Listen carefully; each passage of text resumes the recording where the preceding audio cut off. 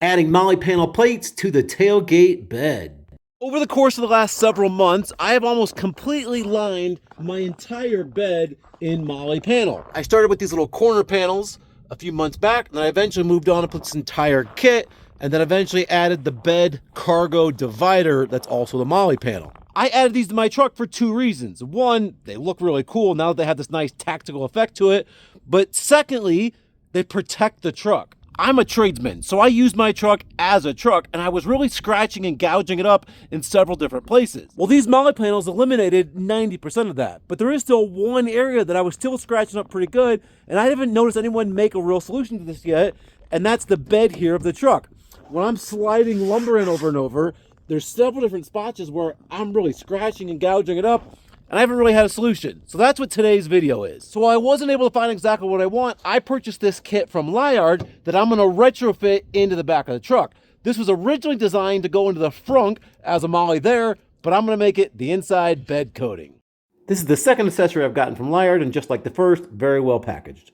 So my aim is to make the panels lay out something like this. I just have to find a way to fasten them to where they're semi-permanent. Well, I know that this bed comes apart and there's some hollows in it, and I know that because I took it apart several months back when I added this little nozzle here, which is a little spray nozzle that washes my backup camera when I press my little windshield button on top. If you want to see that video, that link in the description below, where it's really a pretty cool little thing. First thing you gotta do is you're gonna pop this little back piece of trim off. I'm gonna use this little rivet removal tool, but you can really use anything that works for you. I pried this off pretty easily. Again, I've done it once before, but I go ahead and pry it up and then out, up and then out, and I repeat this step over and over. There's 4 T25 screws across the back you'll have to remove. Those out, you'll start to notice a little bit of room here. Next, you got some of these bolts here on the side we'll have to pull out. These are gonna be 8mm. Same thing on the other side. Next, I'm going to use a little Allen wrench to take out this little guy right here.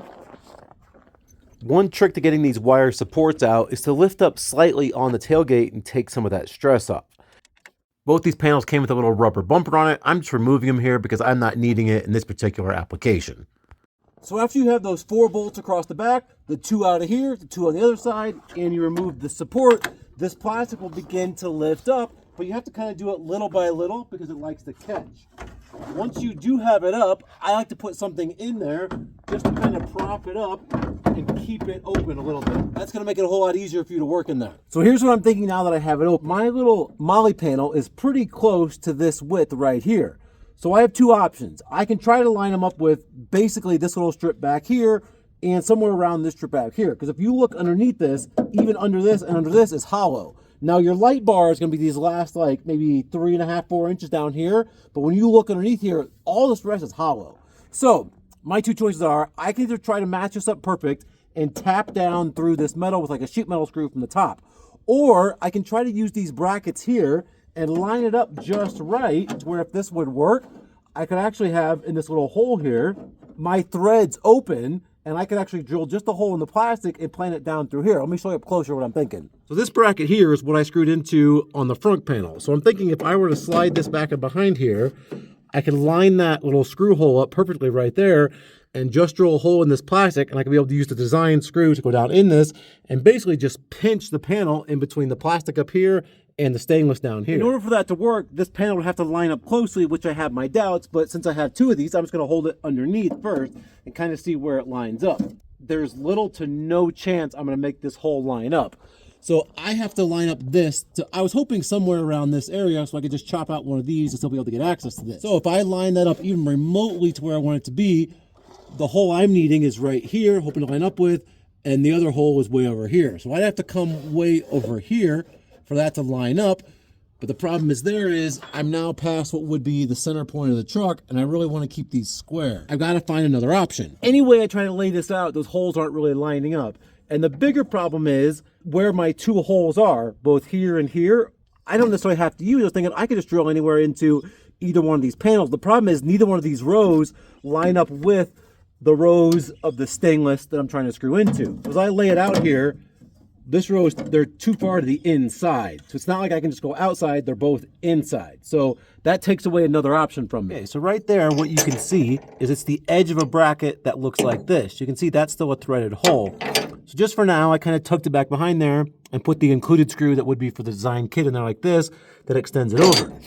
That way I'm thinking, if I went ahead and screwed this again from the top side, that I could line up this hole perfectly with the hole for that thread, and I could possibly get the right nut and bolt and thread that straight down through from this into that bracket right there. So as it is, if this little top panel lines up, I can always drill a bolt through the top, and this one down here, just however I look at it, it's not gonna line up. So now I'm looking at potentially maybe bolting the top corners, but then using a self-tapping screw to go down through the plastic, through maybe a hole that I'm gonna make in the panel, down into the stainless of the truck. Now, if I get a quality screw and I can actually tap into the stainless, it's gonna be really, really secure. Not as secure as the thread and bolt, but really secure. Any way I look at it, I think I'm overcomplicating it. I'm trying to use these included brackets, and I just don't need to. I think the best route is to just land maybe 6 deep enough self-drilling screws through the mollies from the outside, through the plastic, down into the stainless where I know there's a cavity that's there. That would be the easiest to remove them if I ever had to in the future. I could do that without having to like take this whole tailgate apart again. It's just simple. So I think that's the route I'm gonna go. So I go to the place where dreams come true, the Home Depot. So I know I'm looking for some bits that will go through some really hard metal, and really the key word in all this is cobalt. Whenever you're going through stainless, you need cobalt, which that's what you see there. So I measured it out, and I know I'm needing something about 1 5/8. I just know I need something that is not self-tapping, but self-drilling, and that's what I need here. So back from the most magical place on earth, I got 1 5/8 self-drilling screws. Let me tell you why. I need these screws to drill through a layer of plastic, no problem, but also through a pretty thick layer of stainless steel. And actually in the backside, it's gonna go through 2 different layers. So I need it to actually drill. There is something out there called the self-tapping screw that might look like this. Sometimes it's also called like a pointed end screw. That'll go through really thin sheet metal, but not what I'm talking about. So I need actually self-drilling, which is gonna look like this. The end of this is gonna look like an actual drill bit, as you can see. So this is gonna drill through. It actually looks quite a bit like the end of this one. This will be able to drill down through both of those layers of stainless. Now, it's not uncommon for when you're doing something really thick like this, I'll burn up 1 or 2 of these trying to go all the way through. So that happens, it's not a big deal, but I'd rather throw away one of these than throw away a brand new drill bit. Okay, so we're determining where exactly I want this. So I have this little release underneath here that I want to be able to still get to. My thinking is I'll line it up as perfect as I can, and I'll end up just making a little cut here and a cut here and a cut here with my grinder to where there's basically one big square where I can still access this. That's going to leave it to where I'm going to be just along the inside of what is the center of the tailgate. So that way I can know to line both these up the same. As long as I'm this deep, I'll still be able to hit everything down below. So I have this lined up down here below again. So you can see where I at least need to have this remotely close to where this is going to be to cut out, which it kind of is. So I might slide over just a little bit more. So now it's lined up. Now, after a bit of review, I think if I go in the absolute corner of everywhere, I'm still going to have plenty of room to actually tap. So I think I'm going to go into that, try to go into that corner everywhere. And that way I'm not actually disturbing any of the panels. Again, just lining it up to make sure this rectangle is first. And actually, I'm going to move in just ever so slightly, because I want to make sure this little screw lands on the bump out of this. I just didn't want to land right on the bevel if I didn't have to. Self-drilling tool number 1.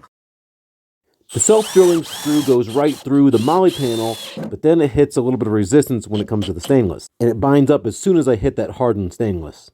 So just to make sure I'm not just at a bad spot, I'm going to go over and try one on the right side. So get it all lined up nice and perfect. Then I go ahead and start putting this in. The problem is, it's really hard also. I keep falling off after I push so hard. This happens to me 3 or 4 times, and finally I'm like, I've had enough.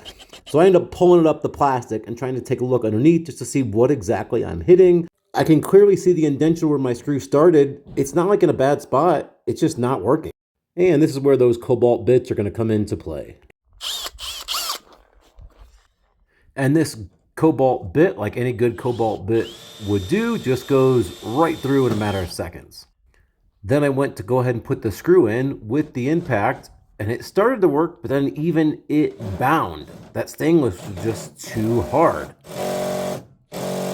the hole wasn't big enough. In fact, the power of my torque ended up snapping off the head of the screw. So I just waller out this hole a little bit, moving my drill up and down while drilling, kind of making little circle motions.